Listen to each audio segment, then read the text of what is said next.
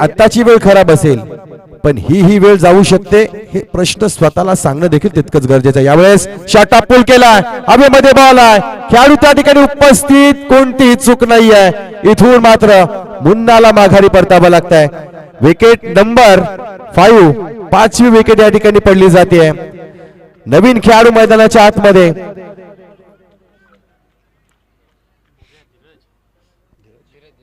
धीरज मात्र मैदानाच्या आतमध्ये।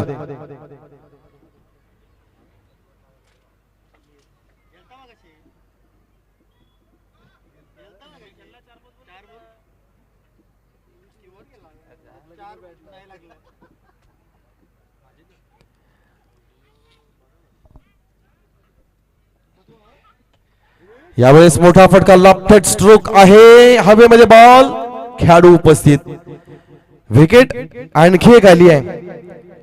आता मात्र सायनिंग चालू आहे, आपण थंब देतोय, हजेरी लावतोय आणि परत एकदा माघारी येतोय। सध्या जसखार गावाच्या मैदानावर सुरू असणारी मुंबई इंडियन्सची स्थिती 2023 साली IPL मध्ये झालेल्या मुंबई इंडियन्स सारखी झाली आहे। कारण त्यावेळी देखील इंडियन प्रीमियर लीगच्या सीझन मध्ये मुंबई इंडियन्सची ही अवस्था देखील अशीच झाली होती। पण मुंबई इंडियन्स कमबॅक करते। 2025 हे साल मुंबई इंडियन्स साठी बनलं नव्हतं। या जसखार गावाच्या मैदानावर तितकी तयारी नव्हती, किंबहुना टीम मध्ये असणारे जे कॉम्बिनेशन असेल, गोलंदाजी असेल, फलंदाजी असेल, यामध्ये कुठेतरी कमतरता।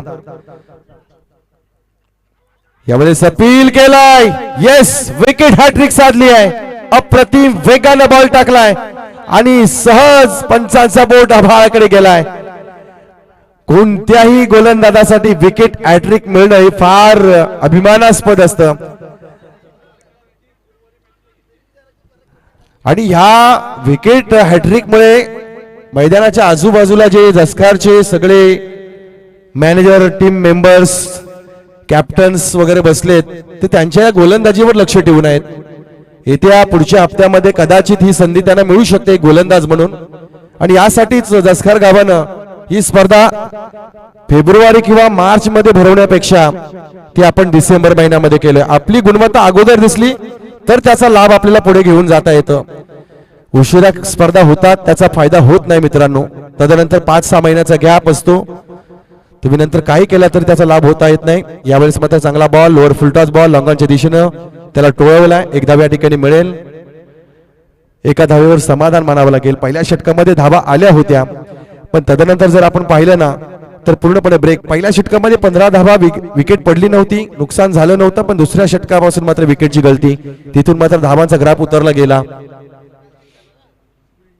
यावेळी स्टॉपेज आहे, हवेमध्ये बॉल, खेळाडू उपस्थित आहे। या षटकामध्ये या गोलंदाजानं केली आहे कमाल, 4थी विकेट, अप्रतिम बॉलिंग केली आहे।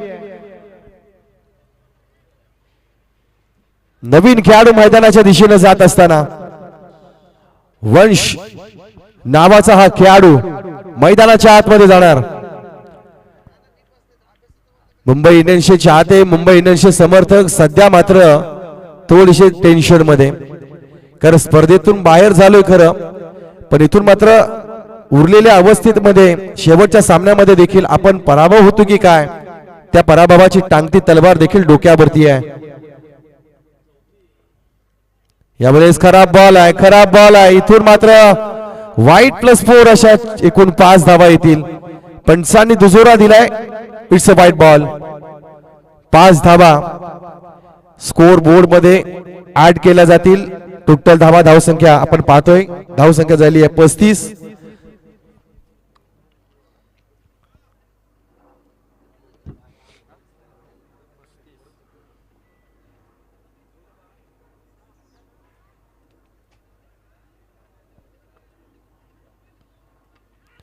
यावेळी चांगला फटका, हवेमध्ये बॉल आहे, खेळाडू उपस्थित, 5वी येते का? हा पंजा होता या गोलंदाजाचा, हा पंजा होता या गोलंदाजाचा। गोलंदाजीच्या या ट्रॉफीच्या रेस मध्ये जाण्यासाठी एका सामन्यामध्ये घेतलेल्या 5 विकेट्स या फार महत्वाच्या ठरल्या असत्या, पण 4 विकेट्स या ठिकाणी या षटकामध्ये नक्कीच प्राप्त केल्या त्या गोलंदाजानं। सचिन ज्याचं नाव, या षटकाचा जर आपण विचार केला तर एक वाईट +4 नंतर 2 एकूण 8 धावा या षटकामध्ये या गोलंदाजानं खर्च केल्यात. 4 विकेट्स त्यानं टिपल्या.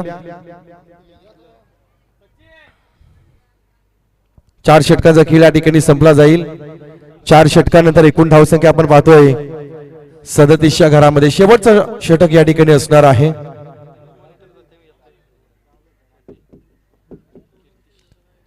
यावेळी चांगला फटका. गॅप मध्ये चेंडू पाहायला मिळतोय. आडव्या हातानं खेळून काढलेल्या बॉलवर आलाय. हा चेंडू सीमा रेषेच्या बाहेर. 4 धावांकरता.